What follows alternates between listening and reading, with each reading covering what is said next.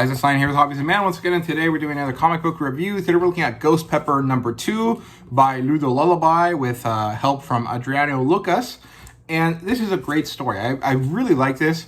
It has a lot of stuff going on that maybe feels like it could be taking a bit too long to develop. But at the same time, I feel like there's a lot of value to that because it makes the story feel a lot bigger than you would expect. And the pacing is still pretty good. So I am enjoying it quite a lot. It opens up with some robots delivering offerings while Batar worries about Ash having returned. Apparently Ash returning is a sign of trouble, particularly for Batar.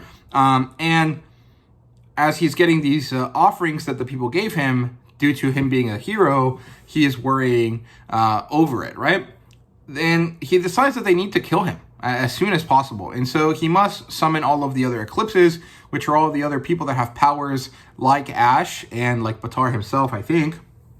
We're all basically super soldiers of some sort or another. It's kind of unclear what their powers are, and I assume each of them has a different power because that just makes a bit more sense than all of them being the same, right? Otherwise, why is Ash specifically the one that manages to win over everyone else, right? And so he goes to find a character called Vex, who is the leader of the eclipses, potentially. It's kind of unclear.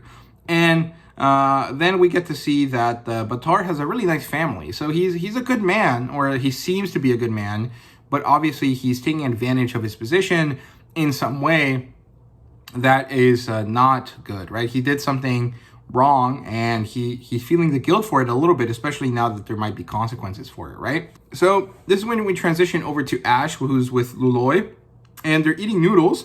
He throws out his bowl at the end of it, kind of like how Thor in the Marvel movies throws the cup of hot chocolate or coffee, I can't remember, onto the floor to ask for another one. And she gets mad at him for that because it's, these are important materials that can't be easily replaced. And you're just throwing them away, right? And she explains to him what the offering collectors are, those giant robots, right? And the history that everyone seems to believe, right? Which is that Batar and the Eclipse warriors managed to send off the Cinder character off into the moon, right? And so every year or every couple of months or something, everyone offers Batar offerings in thanks, right? Basically, they give him all they have in order for to show gratitude for his work, basically. But it's clear that he didn't do it based on the earlier scene that we saw. So he gets kind of mad about this, right? Because it turns out that Ash is the one that did it. He fought Cinder, not Batar, and he managed to force it away into the moon, right? Elsewhere in a mine, we find a miner who's falling to his death. And as he's falling, he's hoping someone will save him. No one will. And then Vex shows up and she saves him. She helps him, get back on track. And then she is summoned by Batar. And so Luloy and Ash get caught by Chef Tatka, who is the character that was fighting Luloy in the first issue. And Vex is excited about the prospect that Ash is back on the scene. And she's excited to go look for him, right? And overall, this is a great issue. The art style is awesome. I love it a lot. The colors are great.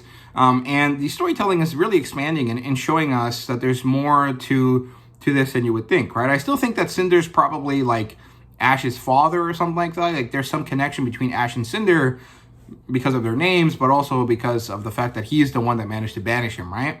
Maybe the reason why he's stronger than all the other eclipses is because he has some sort of genetic difference, right? If he's the son of this giant monster character, right? Overall, very good. I really, really enjoyed it. I thought it was fun. I like this series a lot. I love the art style. I like the inspiration that it seems to have taken. It's a lot of old school anime type stuff, and it works really, really nicely. I'm very much looking forward to reading more of it. I have read the third one at this point, and the fourth one's coming out soon, and I think I got a variant cover for that one that features Vex on the cover.